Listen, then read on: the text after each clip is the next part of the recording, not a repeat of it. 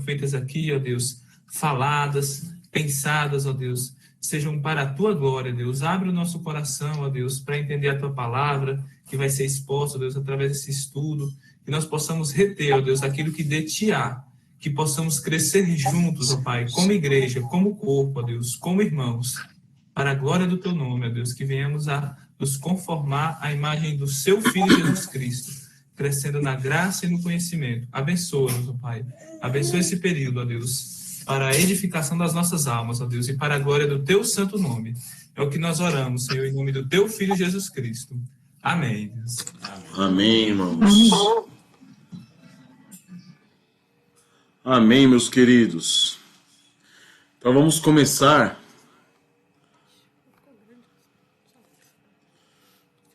Deixa eu só ajustar aqui as coisas.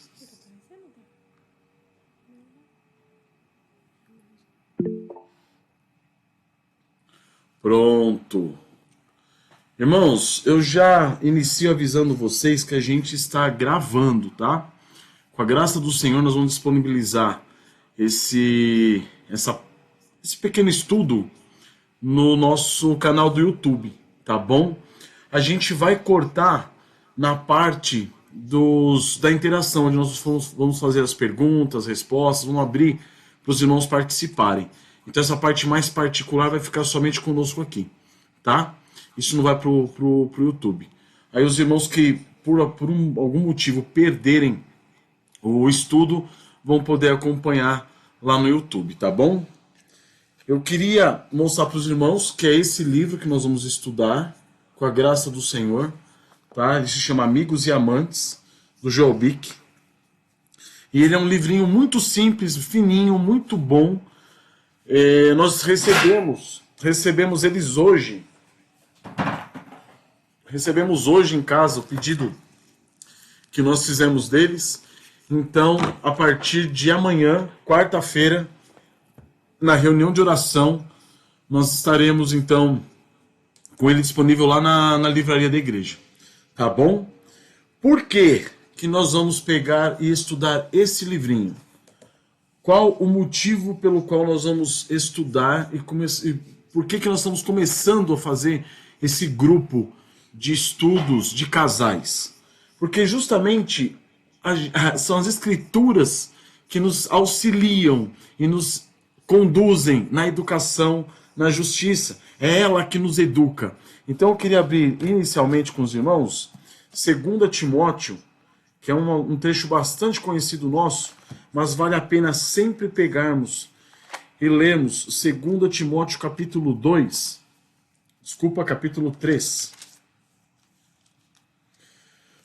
versículo 14, que diz: Tu, porém, permanece naquilo que aprendeste e de que fosse inteirado, sabendo de quem o aprendeste. Então Paulo está falando para Timóteo: permanece naquilo que você aprendeu. E que desde a infância sabes as sagradas letras que podem tornar-te sábio para a salvação pela fé em Cristo Jesus. Então toda a escritura é inspirada por Deus e útil para o ensino, para a repreensão, para a correção e para a educação na justiça, a fim de que todo homem seja perfeito e perfeitamente habilitado para toda boa obra. Tendo em vista que o nosso casamento, né, reflete a glória de Deus, então nós temos o que diante de nós? Um meio de sermos educados. Nós precisamos ser educados pelas Sagradas Escrituras diante de todos os temas da nossa vida. Então, diante de todas as frentes que nós temos de atuação na nossa vida, a gente precisa ser educado pelas Sagradas Escrituras. Diante de todos os papéis que desempenhamos na nossa vida, nós precisamos ser educados pelas Sagradas Escrituras. Então, não é diferente no caso do quê? Do relacionamento nosso, do casamento, do matrimônio. Nós fomos educados, muitos de nós, fomos educados conforme o mundo. A gente veio para o Evangelho com uma mentalidade mundana, uma mentalidade que foi desenvolvida pelo mundo, foi inserida na nossa mente, pensamentos inseridos na nossa mente, desenvolvidos no mundo. Então nós devemos o quê? Ser confrontados com as Sagradas Escrituras, para que nós tenhamos pensamentos sujeitos ao Senhor. Então, muito ligado a isso está Romanos 12, versículo 1, que vai falar o seguinte: Rogo-vos, pois, irmãos, pelas misericórdias de Deus, que apresenteis o vosso corpo por sacrifício vivo, santo e agradável a Deus, que é o vosso culto racional, e não vos conformeis com este século. Então está dizendo, não se conforme, não entre no molde, não saia com a mesma forma desse século, desse mundo, mas transformai-vos pela renovação da vossa mente, para que experimenteis qual seja boa, perfeita, agradável e perfeita vontade de Deus. Amém? Então esse é o motivo pelo qual nós temos que aproveitar esse momento de estudo coletivo, para que possamos o quê? Desenvolver a nossa mente, o nosso pensamento, e conformá-lo não segundo o mundo, mas segundo as Sagradas Escrituras. E daí, se nós tivermos, alguns de nós têm problemas para estudar sozinho, muitas vezes se desanima, ou às vezes não consegue estudar juntamente com o cônjuge. Então nós temos agora esse meio da graça que vai nos auxiliar no nosso estudo. É a oportunidade que Deus está nos dando para que aproveitemos esse estudo coletivo. E aí eu creio que os irmãos já leram, pelo menos as páginas iniciais que nós postamos para vocês no grupo, né? Para vocês terem uma noção sobre o que nós iremos falar hoje. E nós vamos falar justamente sobre esse trecho do prefácio, tá? O ideal, amados, o ideal é que nós fizéssemos isso de modo presencial. Mas devido às circunstâncias que nós temos passado, na nossa igreja nós temos irmãos de várias localidades, várias pessoas que não são da nossa cidade, inclusive. Então nós estamos aproveitando essa oportunidade para fazer esse estudo de maneira online, maneira aberta para todo mundo poder participar, para todos os que estiverem longe, distante, poderem também participar. Tá? Nós teremos no final depois um período de comentários, para os comentários e para as dúvidas, tá? E então eu queria começar aqui com o livro, só que eu lembrei de uma coisa agora, que eu tinha esquecido. Eu vi aqui o Google Meet, gratuitamente, ele me dá somente 1 hora de utilização. E esse link está aberto desde as 7h30. Ou seja, daqui 15 minutinhos ele vai cair. Eu tô pensando em a gente dar uma encerrada agora, já fiz a abertura. Eu fecho aqui o grupo e eu lanço de novo o link lá no grupo do WhatsApp para os irmãos poderem entrar. O que os irmãos acham? Tudo bem? Senão a gente vai perder, daqui a pouco vai acabar aqui o prazo e nós vamos perder aqui o estudo. Vamos fazer assim?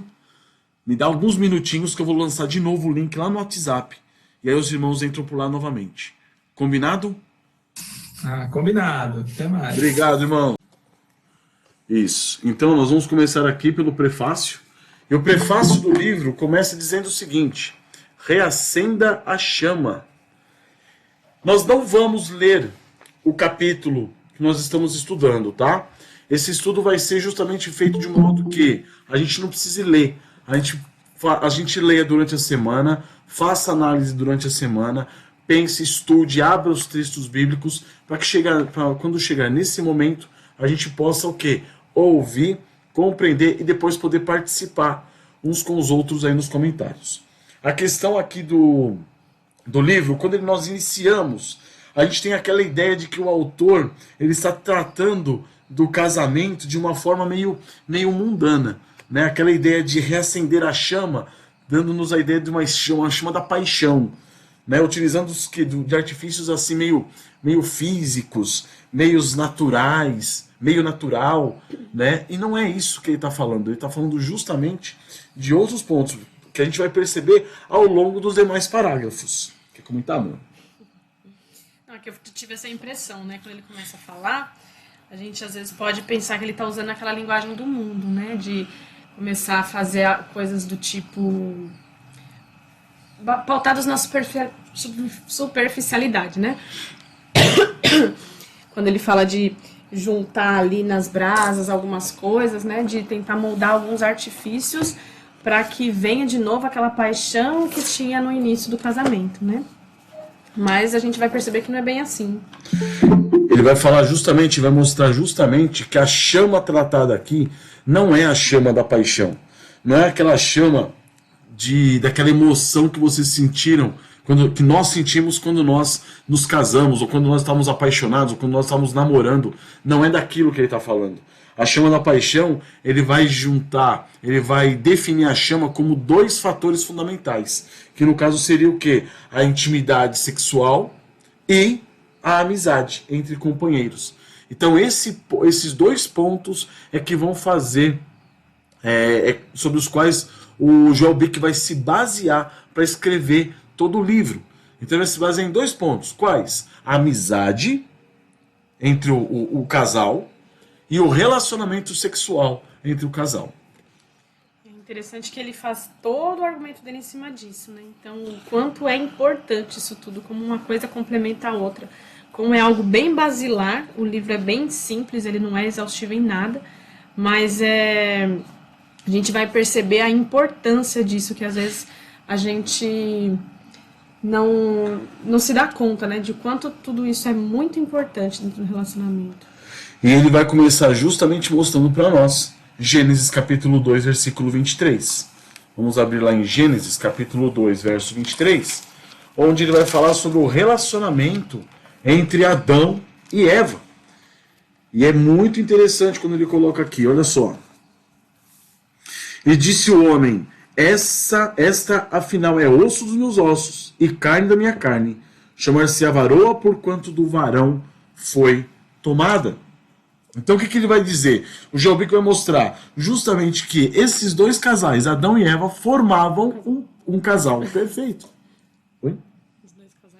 Os dois casais não. Essas duas pessoas, eles dois formavam um casal perfeito. Então foi o único, né? O primeiro casamento que teve foi Adão e Eva. E foi o casamento perfeito. Eles tinham um relacionamento perfeito em amizade e no relacionamento sexual. Havia perfeição em todos os aspectos do casamento de Adão e Eva. A ideia de que a gente estava comentando, né, irmão, que osso dos meus ossos e carne da minha carne, né? Parece que une realmente esses dois aspectos, porque diante de toda a criação não tinha nada que se comparasse ao que Eva era para Adão. Então, se Adão precisasse de alguém somente para ser companheiro e conversar, Deus poderia ter dado algum outro animal para ele ter, né? Essa amizade, vamos pensar assim, né? Assim como a gente tem os pets, né? E a gente tem esse relacionamento de companheirismo, né? Agora, e a parte sexual também, não é algo assim estritamente instintivo, né? Que Deus poderia ter dado alguma outra forma do homem se satisfazer. Não, ele une tudo isso em uma só mulher, que é exatamente da mesma espécie de Adão, que é da mesma carne dele, que é uma só carne. Ou seja, é algo realmente completo, perfeito, que supre todas as necessidades de Adão, tanto as físicas, quanto essa necessidade emocional, quanto esse vínculo a mais de relacionamento, né, que Adão não tem com nenhum dos outros animais. E é somente Eva que poderia suprir essa necessidade de Adão. Somente ela. Não teria como outro ser suprir essa necessidade. Tanto no relacionamento íntimo, sexual, quanto na amizade entre os dois. E eu queria citar o texto que ele coloca aqui, falando que ele cita Matthew Henry, onde ele diz o seguinte: a mulher não é feita da cabeça do homem para superá-lo, nem de seus pés para ser pisoteada por ele, mas de sua costela para ser igual a ele, e ficar debaixo de seu braço para ser protegida, e perto do seu coração para ser amada. E então acrescentou: veja quanta estima deve haver no afeto entre marido e mulher, assim como no amor que temos por nosso próprio corpo. E aí ele vai citar o quê? Efésios 5:8, que é justamente aquele trecho que vai falar, 5:28, onde Paulo orienta os maridos como eles devem se portar com as suas esposas. Então, amados irmãos, o que Joel Bick mostra aqui? Que esse era o casamento perfeito que Deus criou com Adão e Eva. Deus dá Eva para Adão e ali forma o par perfeito. Deus foi quem fez esse casamento. Foi Deus que esteve à frente desse casamento. Era um casamento realmente perfeito. Não um casamento como o nosso, maculado pelo pecado. Então é aí que entra o quê? Depois da queda, entra o pecado. E o pecado entrando em cena leva o quê? À morte. Então o casamento, a partir de então, ele está manchado. Manchado pela vergonha, pela culpa, pela condenação do pecado. Pelo jogo de poder. A mulher competindo com o marido competindo com a mulher. Aquela disputa. Os problemas começam a surgir tudo aí com o quê? Com o pecado. Mas assim, mesmo assim, ainda que dessa maneira, Deus manteve o padrão dele, o propósito dele, o plano inicial dele com respeito ao casamento. Ele não mudou. E aí o que acontece? Nós não fomos criados para viver sozinhos. Nem o homem e nem a mulher. Nós somos criados para viver como? Em casamento, em união, em junção. Tem aqueles que Deus criou como eunuco, como diz Paulo, mas de modo geral nós fomos feitos para não ficar sozinhos. Nós somos feitos para estar um com o outro, acompanhado de nossas esposas ou as esposas de seus maridos. Mas então, como nós podemos manter acesa essa chama do casamento? É justamente isso que Joel Bick vai perguntar. Como que nós podemos manter essa chama? Então, dentro da nossa, inseridos na nossa pecaminosidade, nós somos ignorantes ao significado real e verdadeiro do que é o amor. Nós temos dificuldades para entender o que é realmente o amor verdadeiro, o amor bíblico. Nós temos dificuldades para entender como deveria ser o casamento verdadeiro, o casamento bíblico, o casamento que Deus instituiu. Como deveria ser? Por quê? Porque nós estamos manchados pelo pecado. Tanto o homem quanto a sua esposa. Ambos manchados e maculados pelo pecado. Então, além da nossa natureza carnal, nós temos uma tendência, né, ao pecado, nós temos uma tendência à ignorância, nós temos uma tendência a não conhecermos ou a desprezarmos os princípios que Deus determinou para o casamento. Nós somos também bombardeados por princípios contrários ao casamento. Então, aquilo que a gente aprende sobre casamento é contrário ao que Deus determinou. Então, é somente pela graça de Deus mesmo, para que a gente tenha a mente renovada, transformada pela renovação da mente, né? Que nossa vida possa ser transformada somente pela renovação através da palavra. Né? Exatamente, é por isso que Joel Bick, então, vai nos apresentar quem? O Senhor Jesus Cristo. Pois é por meio de nosso Senhor Jesus Cristo que nós temos o quê? Toda a orientação bíblica que nós necessitamos para uma vida de amor e uma vida de amizade e de relacionamento íntimo dentro do casamento. De acordo com o quê? Com os propósitos de Deus. Por quê? Joel Bick vai nos apresentar o Senhor Jesus Cristo como profeta, aquele que está pronto a nos ensinar aquilo que Deus determinou, Deus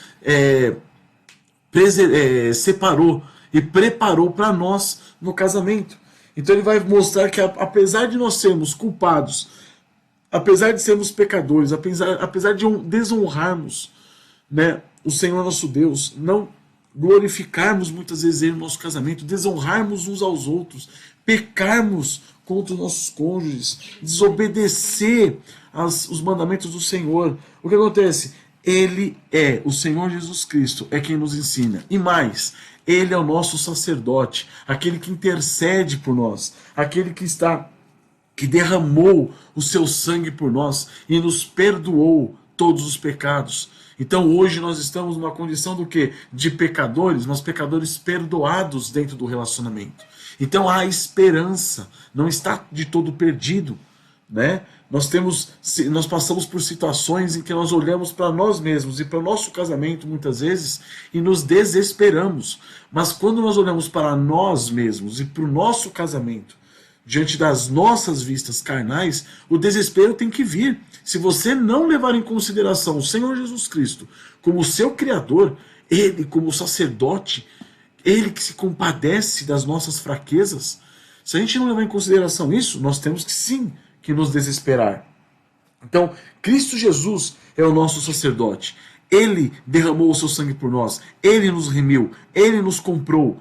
Ele nos tirou da escravidão do pecado e nos trouxe para a sua luz, para o seu reino. Então, E hoje, além disso, ele ainda intercede por nós dia após dia diante do Pai. Então ele, além de ser nosso profeta, ele é o nosso sacerdote. E além disso, também ele é o nosso rei. Por quê? Porque ele vence o pecado. Ele venceu o pecado como um guerreiro. Ele vence o pecado.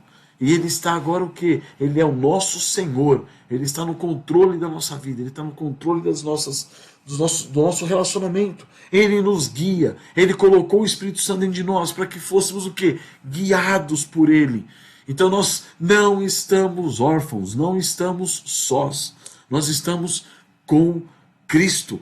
O Senhor Jesus Cristo é a solução para a nossa vida pecaminosa, para a vida do casal, para o relacionamento nosso. Ele nos salva dos nossos pecados, mas ele também salva o nosso casamento dos nossos pecados. É esperança, né, para o nosso casamento, que muitas vezes é difícil a gente encontrar pessoas que se casaram tendo uma convicção, uma compreensão bíblica do que é o casamento. Muitos de nós se convertem depois de casado, né? O Senhor desperta os nossos olhos depois. E aí, às vezes, esse desespero vem, mas o Senhor Jesus realmente é essa esperança que pode redimir e transformar qualquer situação, qualquer relacionamento. Ele fez novas todas as coisas, ele nos fez novo, novas criaturas. Então ele pode sim, é ele quem faz o nosso casamento algo novo, algo completo, algo radiante, onde a gente retoma a intimidade do casal, tanto sexual quanto com respeito à amizade. Então o mesmo Deus que nos criou é o mesmo Deus que nos redime. O mesmo Deus que nos criou e diante da rebeldia de nossos pais, né, de nosso pai Adão, e nossa também, ele nos redime. Nós quebramos a sua lei, mas é ele que, por meio do seu filho amado, é ele que nos livra justamente da maldição da lei, como está em Gálatas 3, 10 a 14 e 4, 4 a 5, como cita aqui Joel Bick. Então, o Senhor Jesus Cristo é o nosso mediador. É ele que nos aproxima novamente do Pai. É ele que nos aproxima novamente de Deus e nos conduz por meio das veredas da justiça. É ele que faz, que cria essa paz. Ele faz a mediação, ele faz a reconciliação entre nós e Deus. Então, ele sim pode trazer a paz para o nosso relacionamento e fazer a reconciliação no nosso casamento. E aí nós temos o seguinte: qual o maior objetivo de Deus? Aí o Joel Bick vai mostrar que o objetivo de Deus é o quê? Não é simplesmente salvar o nosso casamento. O objetivo de Deus em tudo isso vai além. Ele nos salvou para nos o quê? Nos unir, mas em eterno casamento. Isso é fundamental, irmãos, que nós entendamos o quê? Que o nosso casamento ele é simplesmente um tipo de um casamento muito maior. O casamento entre nós e Cristo Jesus. Ele, o nosso noivo. Ele, o nosso esposo. E nós, quem? A sua esposa, a sua igreja, a sua noiva. Então, isso é muito maior. Vamos abrir em Efésios, capítulo 5, versículo 32. E Paulo vai dizer justamente isso. Paulo está dizendo em Efésios capítulo 5, ele vai falar, a partir do versículo 22, vai falar sobre a obrigação das esposas, as mulheres sejam submissas ao próprio marido. No versículo 20, a partir do 25, ele vai falar sobre as responsabilidades do marido. Então, apresentando as responsabilidades da esposa, as responsabilidades do marido, ele vai chegar aqui no versículo 32 e vai dizer, 31, eis porque deixará o homem a seu pai e a sua mãe e se unirá à sua mulher e tornarão os dois uma só carne. Ou seja, marido e mulher, uma só carne. Então ele vai bater muito nessa tecla, mostrando que o homem tem que cuidar da sua esposa, como ele cuidaria do seu próprio corpo. Então os dois são uma só carne. E Paulo continua dizendo, grande é este mistério. E realmente é um grande mistério. Se nós formos olhar nessa relação marido e mulher, uma só carne. Mas ele diz, mas eu me refiro a Cristo e à igreja. É um mistério muito maior, irmãos. Muito maior imaginarmos que nós fazemos parte do corpo de Cristo. Nós somos um com Ele. Nós estamos em Cristo, fomos inseridos. Nós somos participantes da divindade, participantes da santidade. Então, nós estamos frente a frente agora com o nosso Senhor. E nós estamos, por meio dele, sendo guiados rumo ao quê? A glória.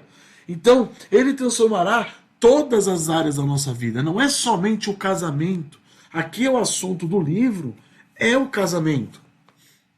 Mas o objetivo, o propósito de Deus na nossa vida é o quê? É salvar-nos por completo. Salvar todas as áreas da nossa vida.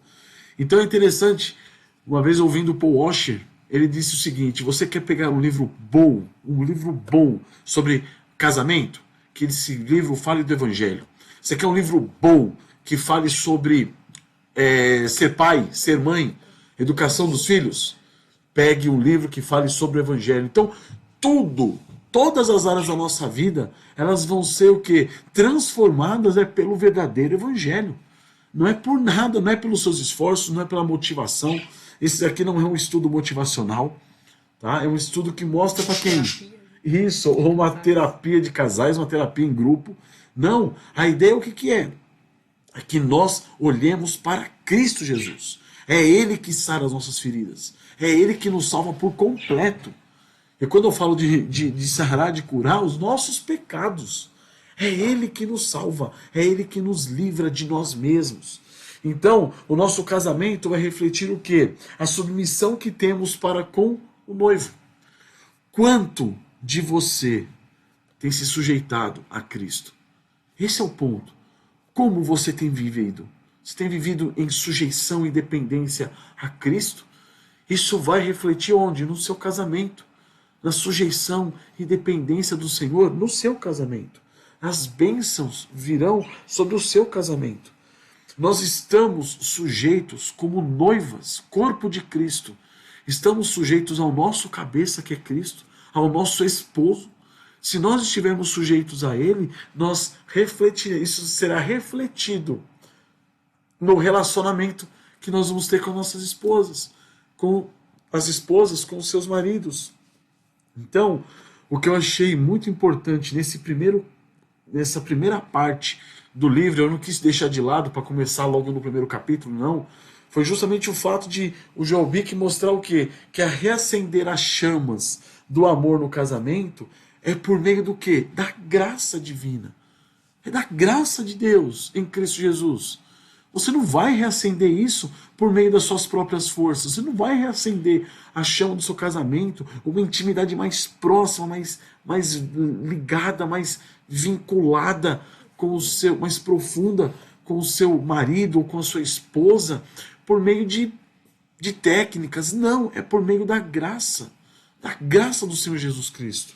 E aqui fica bem claro que o que ele está falando não é justamente esse algo mais profundo, não é algo superficial. Ele não está dizendo aqui de fazer coisas para deixar o casamento mais picante ou para você esquecer as brigas e passar um tempo. Não, aqui ele vai mostrar que é algo realmente mais profundo, que essa chama é aquilo que Deus intentou para o casamento desde o início, que é esse relacionamento mais próximo, porque a gente sabe que o relacionamento mais íntimo que pode haver, né, nessa terra é do marido com a esposa, que é esse relacionamento de uma só carne, que reflete esse relacionamento de Cristo e a igreja. E é fantástico porque, como você falou, ao mesmo tempo que o nosso relacionamento com Deus, né, com o nosso esposo supremo, vai refletir dentro do nosso casamento, do nosso matrimônio aqui terreno, esse nosso relacionamento com Deus também, com o nosso esposo supremo, ele também é a inspiração para nós de como lidar no nosso casamento terreno, né? Então, tanto a gente vai refletir isso no nosso casamento aqui, quanto a inspiração para saber como agir, né? Ou as referências de como tenho que ser como esposa, como marido, vai ser a partir de como a igreja se relaciona com o seu noivo Cristo, né? Então, por isso que a gente vê, né? Muitas vezes falado que uma vez desobedecendo, desonrando, sendo insubmissa ao marido, você está sendo ao Senhor, né? e que você deve se submeter ao marido e obedecê-lo como você deve, no caso das mulheres, né, obviamente, se submeter e obedecer a Cristo. Então, a mesma regra, né, vamos pensar assim, do meu relacionamento com meu esposo celestial, e aí no caso dos homens também, né, que também fazem parte da esposa de Cristo, deve ser o mesmo tipo de relacionamento que ele tem que ter com o cônjuge aqui dessa terra. Então, meus queridos, a ideia é justamente essa daí. E é isso que torna o livro bastante peculiar, bastante importante para nós. Ele não vai trabalhar com superficialidades, ele vai trabalhar no profundo do coração do crente, do cristão. Mostrando que Cristo Jesus, a graça, é nisso que nós devemos nos apegar. Não devemos nos apegar a estratégias banais, frívolas. Mas ao mesmo tempo, ele também não é um autor exaustivo, pesado. Ele não entra também em assuntos teológicos, bíblicos, assim, muito pesado. Não, ele vai mostrar o quê? O Senhor Jesus Cristo de maneira simples, de maneira acessível a todos, qualquer um. Ele vai falar dessas duas características básicas, né, que são de fato bem basilares, mas o quanto é profundo isso, e o quanto que se a gente ajustar, né, essas duas coisas na dependência do Senhor, se o Senhor transformar em nós essas duas características assim, que são coisas bem simples, bem basilares, o quanto isso vai refletir. Então não é um livro exaustivo que contempla muitas coisas, mas essas duas coisas que ele contempla são poderosas, né? Aquilo que vai realmente fundamentar um relacionamento que vai refletir aquilo que Deus intentou para o casamento, que é um casamento pleno, né? Que goza de fato de um companheirismo e uma cumplicidade tal como o Senhor idealizou. E isso é algo que é importante a gente pensar, porque muitas vezes a gente pode até ter um relacionamento bom, no sentido de não ter brigas, não ter desavenças, de ter ali o mínimo de diálogo e tal, mas ao mesmo tempo esse casal não experimenta toda a plenitude que Deus intentou para o casamento, no sentido de ter um casamento pleno em amizade, né, onde o seu esposo ele é suficiente para você em todas as áreas, né, onde você desfruta realmente de um companheirismo, uma cumplicidade que Deus desenhou dentro do casamento, né? Que fora do casamento não há. E que às vezes, estando no relacionamento de casados, ainda que numa vida tranquila, sem conflitos, muitas vezes o casal não está com essa vida totalmente plena, não se atentou para essas coisas e talvez não esteja usufruindo das bênçãos e da verdadeira intimidade que o casamento pode proporcionar, né? Amém. E o Jobeck ele vai concluir falando exatamente isso. Qual que é o desejo dele? O desejo é que, por meio desse livro, os cônjuges possam se aproximar mais um do outro, emocionalmente e fisicamente. Então é interessante como que o Jobeck coloca 2 pontos simples. A gente sabe que o casamento não se limita a esses 2 pontos. O casamento abarca muitos outros pontos. Mas é interessante como o Jobeck ele se mantém nesses 2 pontos, mostrando como esses 2 pontos podem ser fundamentais na nossa relação matrimonial. E isso é importantíssimo. Às vezes a gente começa a querer fazer estudos muito exaustivos, muito abrangentes, e a gente perde muitas vezes de vista o objetivo final. Mas aqui ele está mostrando o seguinte, é por meio do relacionamento íntimo do casal e por meio da amizade que a gente pode o quê? Se colocar diante de Cristo Jesus, nosso Senhor, e analisar o nosso casamento. Como que ele está? Ele está sendo um casamento saudável? Nós estamos usufruindo de uma união plena? Nós estamos tendo um envolvimento completo com a nossa esposa, com o marido? Nós estamos sendo realmente um só corpo? Isso é importantíssimo, irmãos. Hoje a gente vê dificuldades, né? Nós temos, e como pastor, eu vejo muitas vezes o quê? Dificuldades na igreja. E muitas dificuldades que a gente percebe na igreja, né, provinda de alguns irmãos, é justamente o quê? De irmãos que estão tendo problemas também no seu matrimônio. Porque o que acontece? Uma coisa está ligada à outra, uma coisa vinculada à outra, entende? Então isso que é importantíssimo. Quando ele coloca a nossa relação com Cristo Jesus, como sendo nós a noiva, submissos a Ele, Ele mostra o quê? Que isso vai refletir no casamento e, consequentemente, vai refletir na igreja. Por que nós, como igreja, estamos fazendo esse estudo? Não é somente porque os casamentos estão com problemas, os casais da igreja estão com problemas. Não, é que se nós olharmos para Cristo, para que conformemos o nosso casamento à vontade do Senhor Jesus e às Sagradas Escrituras, isso nós sentiremos os efeitos na igreja. Aquele que consegue viver bem com a sua esposa, a esposa consegue viver bem com o seu marido, ele consegue, ou ela consegue viver bem com qualquer pessoa. Eis o ponto, entende? Então esse é o desejo que o Jalbique apresenta, que haja o quê? Uma maior proximidade entre os casais, entre o marido, entre a esposa, e que eles possam desfrutar da plenitude de um casamento, de uma união plena, um envolvimento completo, um só corpo. Então, irmãos, não nos conformemos com um casamento medíocre. Sabe, muitas vezes eu já conversei com pessoas que diziam o seguinte: casamento dá problema, tem problema no casamento. Mas é assim mesmo, todo mundo tem problema.